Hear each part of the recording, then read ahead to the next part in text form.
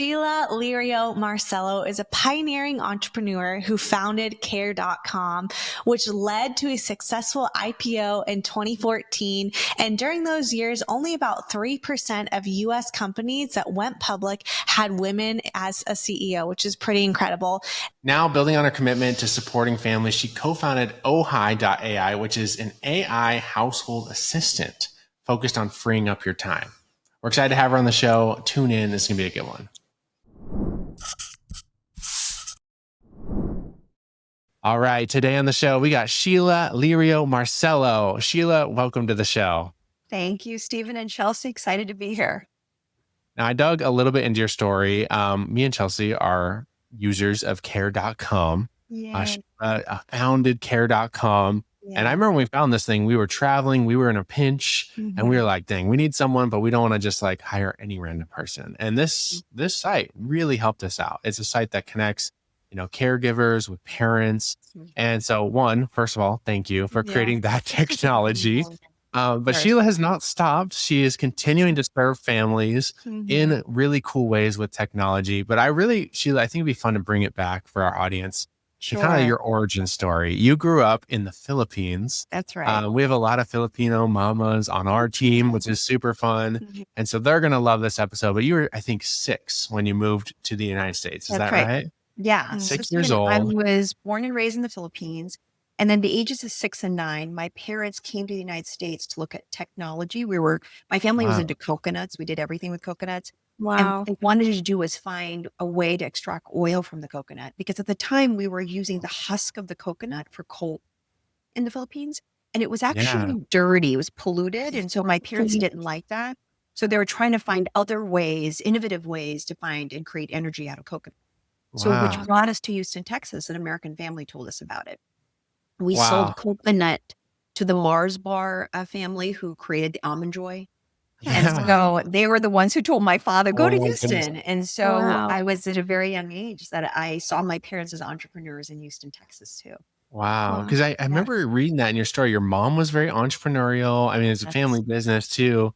And I remember reading that, as this kind of classic Asian family, like there was designated jobs for you and your brothers. It was like, okay, brother, you're going to be, was it a doctor or something? But I didn't hear, what was your designated kind of like job as a child? Mine was a lawyer. So what's interesting about the Philippines, and you have many Filipinos on your team, is it is one of the countries with the narrowest gender gap, meaning there are many leaders who are women. And they're in government. Corazon Aquino was one of the first female presidents in the world, right? So we have many business leaders. So my mom was always this entrepreneurial woman that was like a tiger mom, go-getter, assertive. And so she wanted me to be the lawyer. There was the doctor, the dentist, the engineer, the lawyer, the accountant on my family, 6 of us. And we all pursued these professions, actually. And then my youngest and my oldest sibling kind of got to free willing. They got to choose whatever they want. Everyone in the middle had to be assigned. But part of the reason for a lawyer is back then in the Philippines, lawyers went into business. Okay. They were considered both entrepreneurial as well as leaders. And as a young child, my father taught me to read early, taught me math with my brothers. And so I didn't grow up with that stereotypical background. I had a really go-getter mom and this incredibly nurturing teddy bear. And so I got that blend, and I never really worried about, especially being raised with 4 brothers, what it meant to be a little girl or a girl with a voice and leadership skills. My mom just always instilled that in us. Wow. I'm curious, this is an off the wall question. What could the United States learn from the Philippines on this? Because I've never heard that before, that it's kind of the country with the smallest kind of gender gap. And I feel like we're just trying to catch up with a lot of the stuff even things you did in tech that were game changing, a female founder getting funded. I mean, I was looking at the stats on that, and the amount of females that go public with a company, right? A female led company that go public, it's way behind. So what can we learn from the Philippines in that? Yeah, I think the Philippines it was a matriarchal culture. And so even back in the pre-colonial times, priestesses were women too, not just male leaders. They were spiritual leaders. Women were allowed to own property and land, even back then. So I think part of the culture is the sense of ensuring the freedom of true equal access. I just watched this movie, Origin, which really was impressed me a lot around how the caste system with the untouchables in India and the Jewish that happened with the Holocaust and slavery in the United States. And some of these systemic things is how we dehumanize each other and how we really need to think about each other's equals. In whatever country, whether that's in America or anywhere in the world, it's really about humanity, which has been really my calling around how to free up people to pursue freedoms of what they want to do. And care.com was allowing the care economy to really flourish. And the way to do that is ensure that over half the population have the choice if they wanted to work, or the choice to follow their dreams, or the choice to just free up their mind if they're a stay-at-home mom, and to ensure that they had help. And so for me, it's always been about giving people choices. And the way to do that is to free up their time and ensure to reduce their burden. And that's why I'm doing it again at Ojai. I love that. Sheila, you're so inspiring. I love hearing you just share. I'm curious, like as a female founder in like a tech company, especially in the early 2000s, like what barriers did you face, or maybe because you had such a rich upbringing, maybe it didn't feel like a barrier, but I'm just curious, like what was that like stepping into this tech space in the United States as a woman? Definitely I ran into barriers there, Chelsey. I went to a women's college, and from a feminist perspective, that's where I started reading books about feminism and was like, oh, how do I find my voice as a woman in this country? And in my mind, I was like, wait, I heard my mom and she clearly had a voice. So, and I found, because I got pregnant between my sophomore and junior year of college, you probably have read, and I've shared this story where my first job, I hid the fact that I was a mom. I was so worried about being judged that I wasn't going to get the project. I wasn't going to be treated seriously, and whether they saw me as a serious employee because I had a child at home. Would I be dependable enough? But yet, if you had a young father, there's a stereotype that assumes, oh, he must not, run around, and he must be much more mature. He can handle the projects. But if you're a young mom, it's like, oh no, she's distracted. So I was very worried about that stereotype. So I hid that. And so my first job, I felt like I wasn't authentic to myself because I was trying to just follow the corporate paths that I assumed. I worked at a litigation consulting firm because I wanted to be a lawyer. And so it wasn't the right culture for me. The fact that I can't bring my whole self to wherever I am and what I do meant that this isn't the right culture for me, in the right environment. So I quit after a year, and I started to do something else. And I joined a company that really embraced my being a young mother and allowed me to flourish. And I think that whenever we hold back this authenticity of who we are, we're not able to really let our light shine and our superpowers shine and pursue what we want to go do. So I definitely faced challenges, but so much of it were my own internal. And because society has this way of kind of creating imprints on us that push us down and make us think certain things, and we start to believe that. And then we choose paths that mirror how we think about ourselves. And so if we put ourselves down and we're not authentic to ourselves, then we find environments that continue to breed that thinking, where you have to really push yourself and say, that's not me. I've got to redefine this in my head. And so, yes, the societal pressures are there, but so much of it is internal as well. Wow. I'm curious, like, you kind of were working for other people, but then there's this transition to I'm building my own thing. Yeah.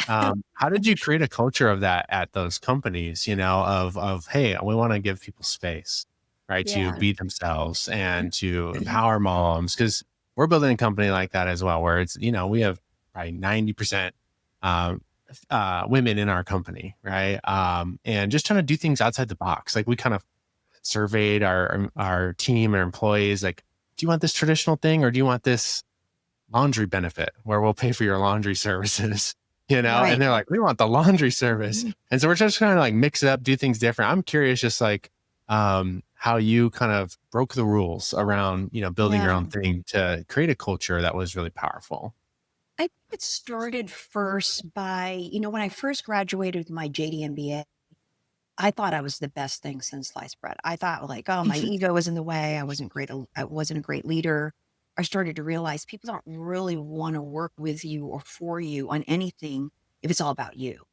Right. And so much of my own insecurities were, again, underestimating myself. And when you do that, you mirror underestimating others. And so much of it is start to believe in yourself and say, I'm capable. No one needs to put me down. And I'm enough. I just need to like treat people in the same way. And so when I started to change my style and focusing on my self-awareness and how to be a better person, it started to show in my way of actually treating other people.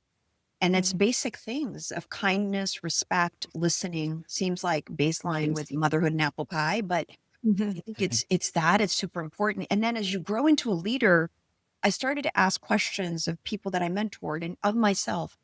Did I say that to impress, or did I say that to inspire?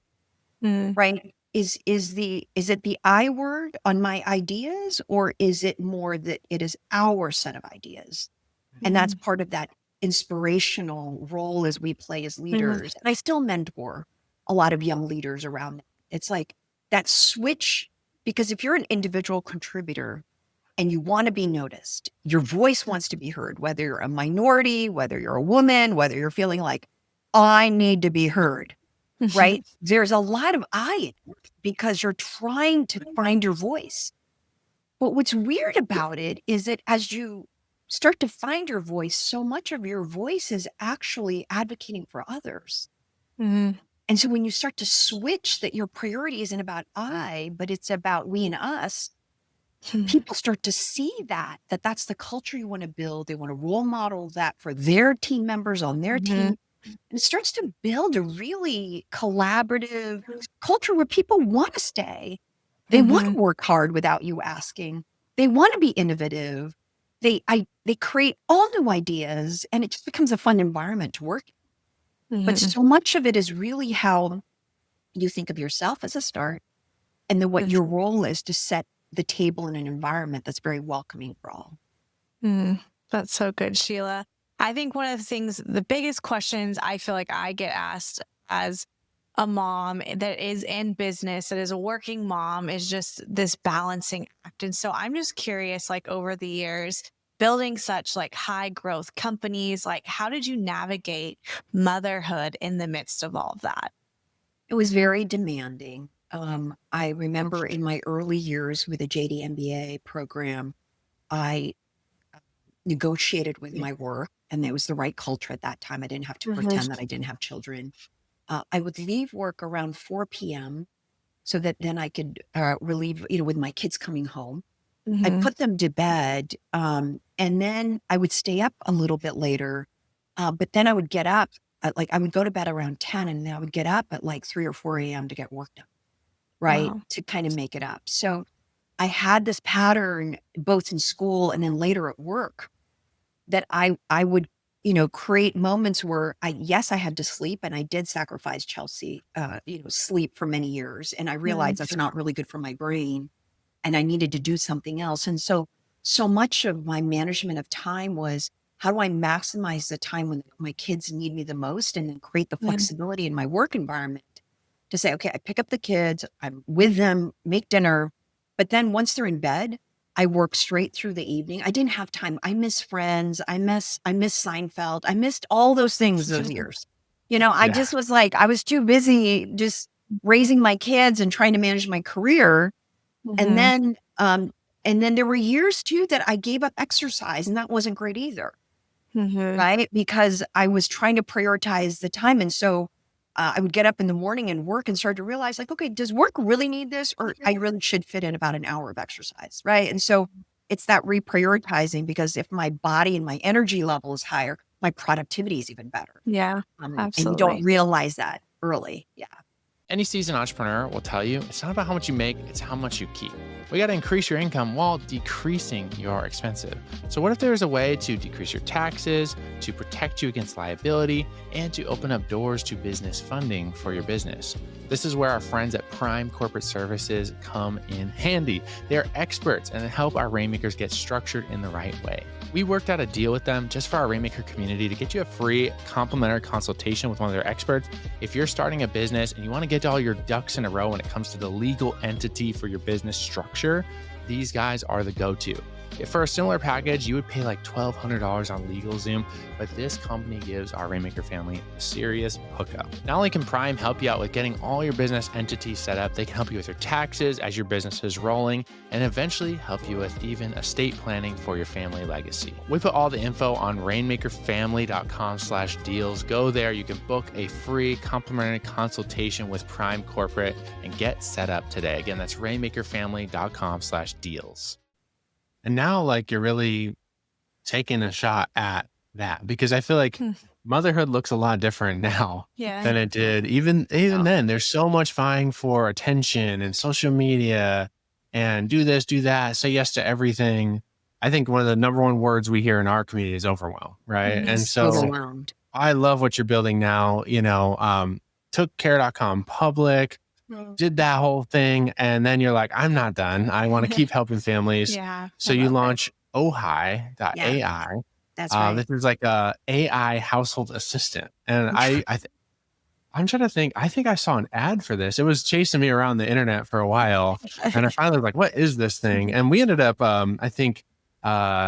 connecting on, was it Beehive? Like, we have like a newsletter on Beehive. And so we like started promoting it on there, and we're like, sounds really up our alley, because this is what we do. We just try to teach moms how to work smarter, not harder. Right. That's So right. I want to talk a little bit about Ohai.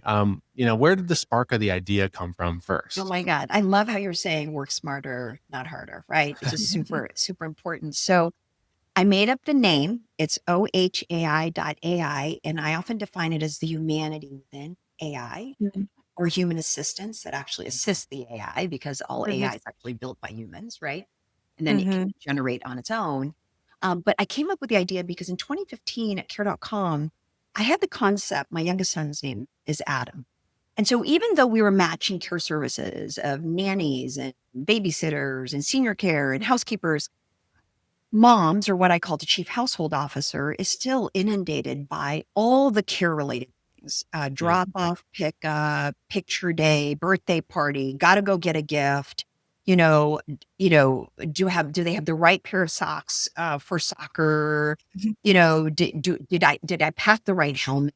Whatever it is, right? It's just all those details mom has in her head. And so I often remind people, like, okay, I say this now, put out your arms, close your eyes.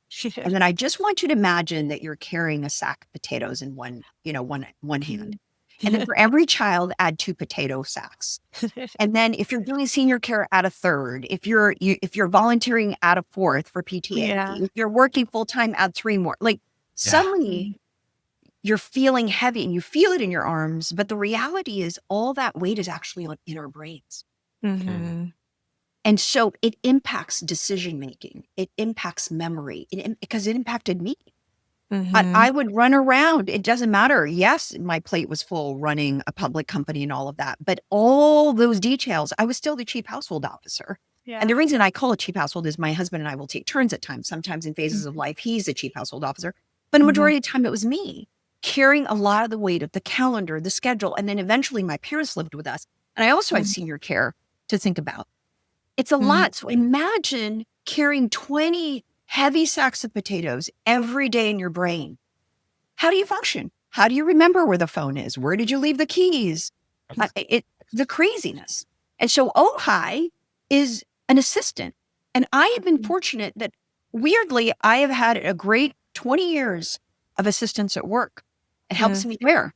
But when I come at home, the administrative duties, there's so much. It doesn't matter whether I was running a public company. I didn't have the same support at home. So then I thought, well, all this stuff is happening with productivity at work with AI. Why can't there be productivity at home? And so moms spend 4.8 hours per day on average on unpaid work, on top of the fact that we're not paid evenly for our 8 hours of labor at work. 4 hours. If we just freed up, Stephen and Chelsey, that 1 hour for working moms, $1 trillion of GDP per year. Wow.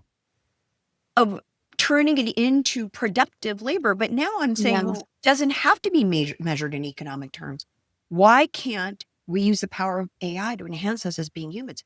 If I freed up that extra hour, then I'm not debating that I have enough time to sit down on a regular meal with my kids. Yeah. I have enough time to read the story every night. I'm not going to take a shortcut. I have enough time to really think through their nutrition and not rush on what the kids have to eat. Everything is just rushed. And then on top of that, technology is a distraction these days. We use, 6, 7 communication apps each to just track where the message came from. And then schools aren't user-friendly. They send you 11-page newsletters with 8 slides on, and you're supposed to just figure it out. Yeah. So moms and dads and families, it's no wonder, the Surgeon General, the prior one, said, this is one of the biggest epidemics we have, is that society's impacted and kids' upbringing are impacted because parents are always running around stressed. And then, I just had a friend who was over for lunch, and she uses Ojai all the time. And she's so excited about it. And she said, the decisions I can free up with my head to make, whether that's for work, questions like, am I in the right relationship? Am I in the right job? Am I doing the right thing? Am I pursuing my purpose in life? How do we even have the freedom to do that if we're carrying around all these sack of potatoes in our head, Yeah. So that's Ojai. Ojai is, the hero of the product's the calendar. It frees it up for you, removes conflicts, reminds you, does your to-do list, helps you with grocery shopping. I mean, it's the endless, mundane, everyday things to allow us to be more human, because then the AI takes care of all of it. Wow. It's incredible. I think it's almost like a luxury that many families are like, I wish I could have a assistant or household manager. And with technology now, you can do this truly at a fraction of the cost. That's right. And I mean, AI is just, I've been geeking out so much, probably not as much as you. You've got a whole company on this, but right, I'm geeking out on this, and I'm like, this thing is getting crazy advanced. I can only imagine what this will be able to do 6 months from now, a year from now, where now it's like agents doing things on your behalf, calling restaurants for you. Like, what are you dreaming of in the future? I know there's probably some stuff you can share and probably some stuff you can't share. I'm already, I took a trip to Korea. I'm already looking at robotics.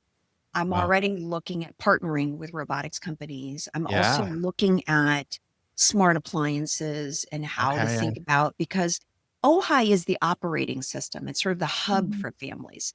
And our goal is, Instacart's a great partner for us. We're not going to solve grocery delivery. What we're going to do is make it super efficient. So we have large average order values, because now instead of the mom going to the grocery store by herself, what makes Ojai unique is we really focus on the family graph and what we call the household, right? So the household, whether there's teenagers or the partner or spouse, it's one grocery cart. So now when mom comes home, no one's going to complain that they don't have what they were expecting that week. It's all in the same cart, handled together, and it's super efficient. And mom's not having to carry it all again, right? And worry about it. And so this hub kind of concept, and other companies have really tried. Our focus is, if you look at Operator or OpenAI and these great products, and they will proliferate, their focus is, how do we provide deeper and deeper products for Stephen and integrations? Ours is, how do we do it for the whole family, right? And how do we remember their preferences? What are their allergies? What are their favorite Chinese food? Like what's the schedule look like? What makes it difficult? Does mom really have time to cook? Or does mom really just want to order a healthy meal right? So all that is being factored in how we build Ojai. Wow, that's so cool. I know me and Chelsey do a family meeting once a week when we're good, this season we've skipped a couple weeks, but you can tell when we skip a week because then our schedules are like, oh, they're not communicating as much. And, oh, I thought we were doing this, but we're What doing you that. guys will be I know excited about is we just launched our avatar. It's voice to text. And then eventually she'll be able to differentiate your voices. So it'll say, Stephen's saying this. And you can have your little morning meeting. You press a button and then we kind of listen to your morning meeting, and she takes cue, and she then divides and conquer for everybody, right? Yeah, I know, that's Assisting what for I'm the saying. household. You need to add this into our It's thing, perfect. that's so cool. And affordable. Just Yeah. like care.com, this has to be affordable for all families. So if you're an individual, like a college student, it's like $9.99. And then if you're a family, we're charging like $19.99 a month. So it is very affordable. Yeah. It's incredible. That's so cool.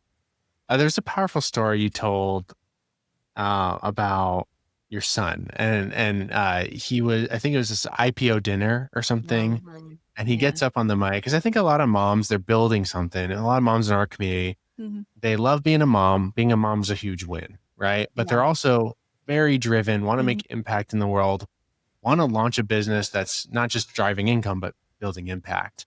But then they have this, oh, but what about my kids? Are they going to be okay? Can you tell that story? I think it's just a powerful moment for someone that you have built powerful, driven, big businesses, but you didn't have to sacrifice the family along the way. Yeah. So in high school, after my older son graduated from high school, it was the following morning, and I asked him the question by the fridge, have I been a great mom?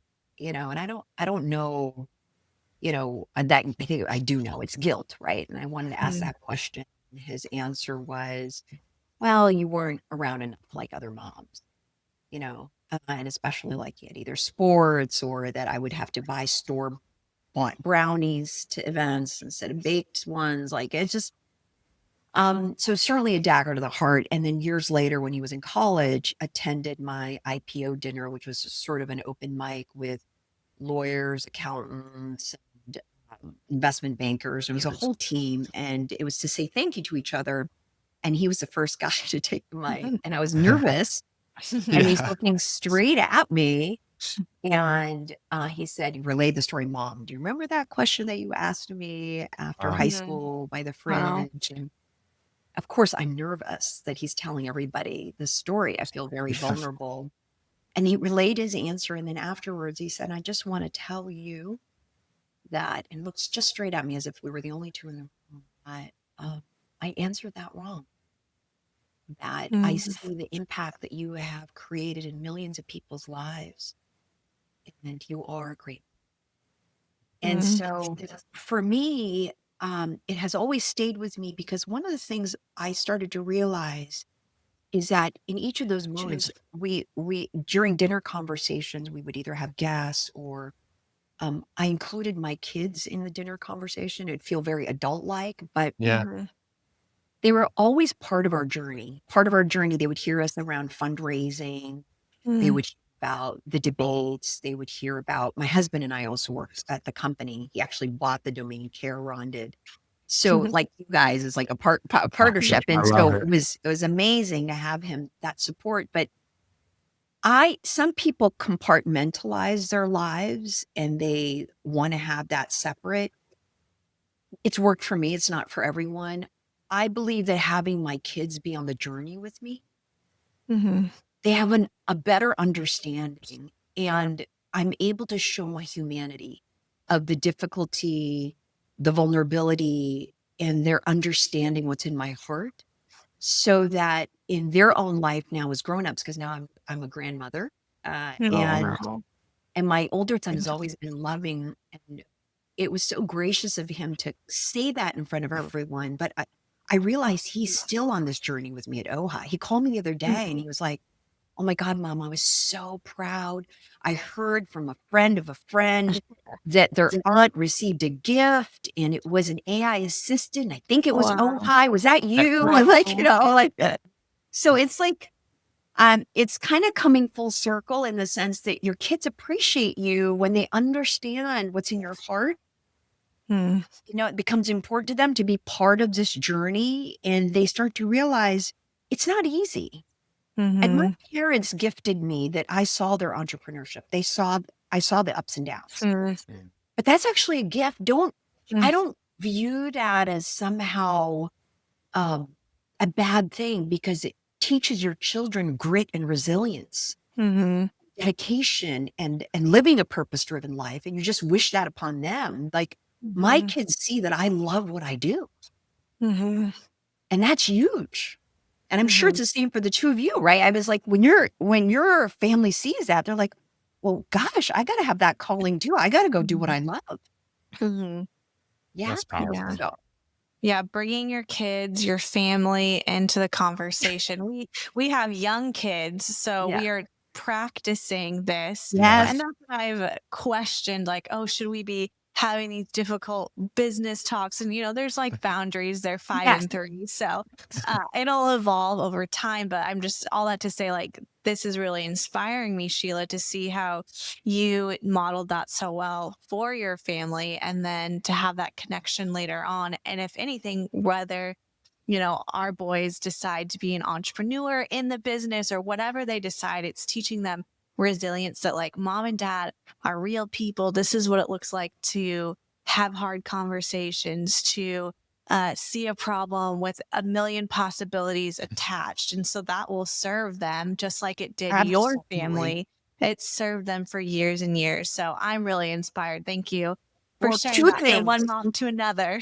2 things too is because when they grow up, they want to call you.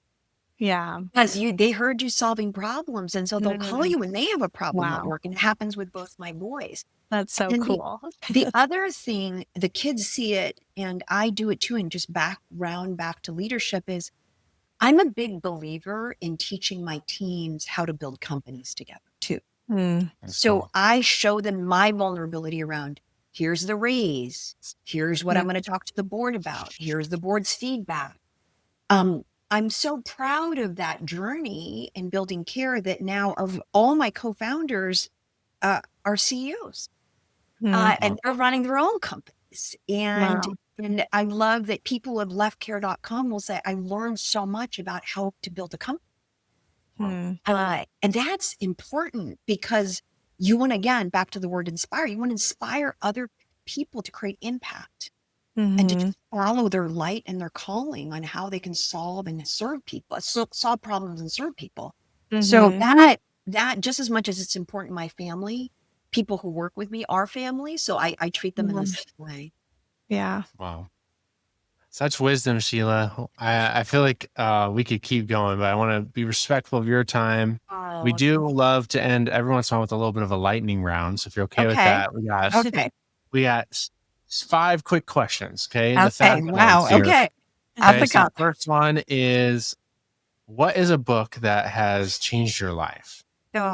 It has necessarily changed my life, but I so much love The Tell by Amy Griffin. It just came out. Tell. Okay. The Tell. It's such a beautiful book about authenticity and being true to yourself without shame, and to just share your truths, no matter how painful it is, because it inspires so many people.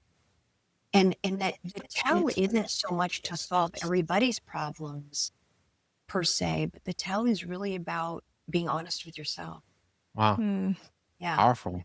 Yeah. Okay. What is one of, I don't know if your mom or your dad was more the cook, but one Filipino dish everyone should try?